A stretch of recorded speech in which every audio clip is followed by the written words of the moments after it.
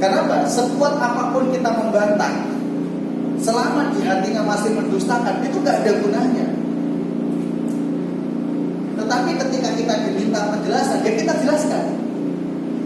Ketika mereka dijelaskan tetapi menolak, ya sudah. Karena hidayah adalah milik Allah pun. Itu saya tadi direkam, saya sebutkan ini sama sadar. Jadi kalau bersandar, jadi mereka justru terbantahkan sendiri yang pada akhirnya mereka masuk Islam. Kalaupun toh mereka tidak masuk Islam, mereka akhirnya diam karena melihat kebenaran itu. Makanya Quran itu Yosef akan terus menghadapi para penantang yang mendustakannya. Dan Quran tidak takut dengan itu semuanya. Makanya Al-Quran itu selalu akan dijaga oleh Allah. Karena Allah sudah katakan, nahnu nazzalna dzikra wa inna lahu lahafizun. Akan terus gitu. Jadi makanya kita umat Islam membutuhkan sadar dalam konteks itu. Kalau kita bantah secukupnya dan tidak perlu kita ngotot dan marah. Kenapa? Karena mereka akan terbantahkan sendiri. Termasuk Yosef banyak non Muslim yang dari Eropa itu, Inggris, bahkan termasuk yang ramai kemarin kan Prancis tuh, yang menolak apa itu jilbab dan seterusnya gitu. Tapi akhirnya mereka terbantahkan sendiri. Walaupun kebencian itu masih kuat di dalam diri, tapi akal dan hati mereka menemukan kebenaran itu. Gitu ya. Baik.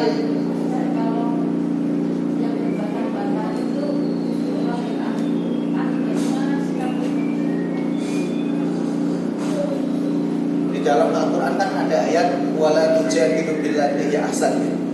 Janganlah kalian membantah atau berdebat kecuali dengan cara yang baik. Nah, kalau kemudian mereka mengkaji secara ilmiah dan menggunakan literatur yang benar, itu tidak ada masalah. Ya. Tetapi yang menjadi problem adalah ketika mereka yang berbantah-bantah itu tanpa ilmu. Sing Islam yo ora duwe ilmune, sing kafir yo ora duwe ilmune. Padha remo kabeh niku. Ya. Padha remo ini ya, sama-sama tidak ada ilmu terkait dengan pemahaman tersebut gitu. Ya seperti kemarin yang ramai ini orang menyebutkan Qori'ah itu. Itu kan tidak bisa membedakan antara Hamzah dengan Ain. Ada bicara tentang Qori dan Qori'ah disamakan dengan surat Al-Qori'ah. Kalau Qori laki-laki yang membaca, Qori'atun perempuan yang membaca. Tapi kenapa disamakan dengan Al-Qori'ah? Lagi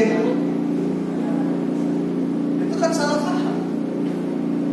Karena tidak memahami apa bahasa. Kalau tadi kok rasa dibantah, akhirnya dia sadar sendiri nanti ya ternyata aku salah ya, salah, masalah. Sama halnya orang yang kemudian membantah Quran tentang dialektika bahasanya, gramatikanya. Sing benar itu sholihin atau sholihun atau sholihan, muslimin, muslimun atau muslimat, karena semuanya ada dalam Al-Quran. Dianggap Al-Quran itu tidak konsisten. Ini Quran kok nggak konsisten sama bahasa ini gimana? Ya ternyata setelah dijelaskan, gitu, dia masih membantah. Belajarlah bahasa Arab dulu. Kalau Anda sudah belajar bahasa Arab, Anda baru ngerti. Kalau enggak ya sudah, berarti Anda nggak ada untuk berdebat, selesai. Karena bantahannya itu kan tidak benar. Karena dalam konteks bahasaan itu ada perubahan kalimat. Dalam bahasa Indonesia juga begitu. Ada perubahan kalimat, tahdil menjadi tahdilan. Itu kan ada perubahan, penambahan ya.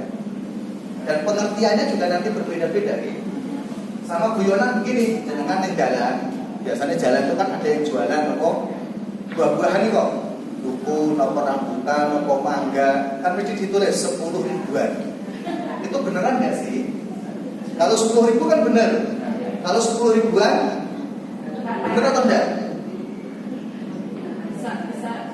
Kalau mainan itu, kalau mainan bener. Kalau mainan, kalau tembak itu kan bener. Kalau tembak-tembakan, jadi kan itu menurut permainan kata saja bahasa. Tapi ada yang dimaknai serius, ada yang tidak maknai tidak serius. Betul itu sih. Jadi, sehingga melihat mereka yang berbantah-bantah ini kita lihat di dia pakai standar ilmu pengetahuan atau tidak? Kalau tidak ya dibiarkan saja. Karena Al-Quran itu sudah mengingatkan kita, gitu kan? Wa idza khatabahumul jahiluna qalu salama. Nek wong bodoh itu ngajak bicara, cukup katakan apa? Salam, wis tak karep ngono. Oke. Nah, kita lanjut. Padahal Allah mengetahui apa yang mereka sembunyikan dalam hati mereka, seperti kekufuran, pendustaan, dan hati mereka yang penuh dengan kedengkian, kesombongan, iri, dan kebencian. Nah itu poin-poin yang menghalangi mereka beriman kepada Allah. Itu poin-poin yang menghalangi mereka iman kepada Al-Quran. Kedengkian, kesombongan, iri, dan kebencian. Itu yang menghalangi mereka. Nah, maka kemudian begini, supaya Al-Quran itu punya pengaruh dalam kehidupan kita, neng hati niku ono pengaruh ya Quran itu, maka bersihkan hati dari segala sifat itu tadi. Selama sifat-sifat kebencian, kedengkian, kesombongan itu masih di dalam hati, maka kadang-kadang pengaruh Al-Quran itu berat.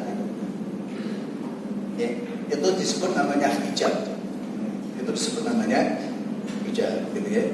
Nah, dan di paragraf akhir, oleh karena itu Allah Ta'ala memberitahukan kepada Rasulnya, wahai Rasul kami, berilah kabar gembira bahwa mereka akan menimpakan adab yang pedih. Fabasyirhum ya adabin alim, ya ilal ladzina amanu wa amilus sholihat, kan itu nih, lahum ajrun ghairu mamnun. Nah, jadi mereka diberi kabar gembira dengan siksaan yang pedih kalau mereka tidak beriman kepada Allah, kecuali mereka yang beriman, gitu kan?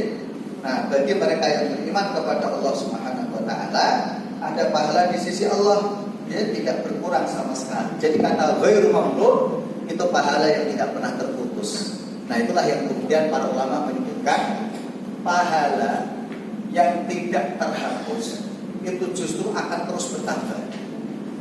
Makanya dalam hadis Nabi itu kan begini, Allah akan melipat gandakan pahala seseorang itu 1 banding 10, gitu kan? Atau sampai banding 700, atau sampai bandingannya tidak ada yang tahu kecuali siapa? Allah. Itu karena apa? Kebaikan itu terus bertambah. Itu tidak akan dihentikan oleh Allah terus gitu. Makanya kelak orang-orang yang beriman ketika nanti di surga terus derajatnya akan naik di sisi Allah Subhanahu wa ta'ala. Kemudian pelajaran yang dapat diambil dari ayat 16 sampai 25 ada 4 poin, ya. Pertama, penjelasan bahwa semua orang akan mengalami hal-hal yang terjadi di hari kiamat sampai selesai. Apakah akan berakhir ke surga atau ke neraka? Maksudnya setiap orang itu pasti akan melewati semua fase tentang kiamat itu. Mulai dari kematian, dibangkitkan dari alam kubur, termasuk nikmat kubur, adab kubur, gitu ya. Ketika nanti dihisab oleh Allah, ditimbang amalnya dan semuanya. Proses semua terkait dengan hari kiamat, mukmin atau kafir itu akan menghadapi hal yang sama. Baik mereka ahli surga atau mereka ahli neraka, itu akan menghadapi dan mengalami situasi yang sama. Kemudian kedua, penjelasan bahwa sangat aneh apabila manusia tidak mau beriman karena tidak ada sesuatu yang menghalanginya untuk beriman kepada peringatannya. Karena ia mengetahui bahwa dirinya hanya seorang hamba Allah. Allah telah menurunkan kitab-kitabnya, mengutus para rasulnya dan menjelaskan dengan sebaik-baiknya. Jadi kalau misalnya orang sudah mendengarkan Quran, penjelasan Quran, kok tidak beriman, itu jadi aneh. Nah, kita ini kalau tidak semakin baik jadi aneh juga. Wong wis ngaji Quran, gitu kan? Ya wis ngaji hadis, ya wis ngaji berbagai bentuk macam ilmu pengetahuan yang sudah kita kaji, gitu kan? Nah, kok kebaikan belum bertambah? Kan jadi aneh juga, gitu. Sebagaimana orang kafir, ada nggak sih non Muslim yang rumahnya itu samping masjid? Ada. Sehari mendengarkan adzan berapa? 5 kali. Isih krungu pengajian juga. Lah kok yo tetap kafir sampai mati. Ini bukan aneh ibaratnya gitu. Ya kan? Ilmu pengetahuan di zaman modern sekarang ini semuanya bisa dikaji gitu. Ya, semuanya bisa dikaji gitu. Oke. Nah, itu contoh keanehan-keanehan gitu ya. Nah, kemudian ketiga, disyariatkan sujud tilawah ketika membaca wa idza quri'al qur'anu la yasjudun, yang tadi sudah kita bahas, yang ada 15 tempat tadi. Nah, terakhir, Allah Maha tahu dengan seluruh isi hati manusia. Allah mengingatkan bahwa setiap orang harus selalu merasa diawasi olehnya. Oleh karena itu hatinya hanya boleh diisi dengan keimanan dan kebaikan.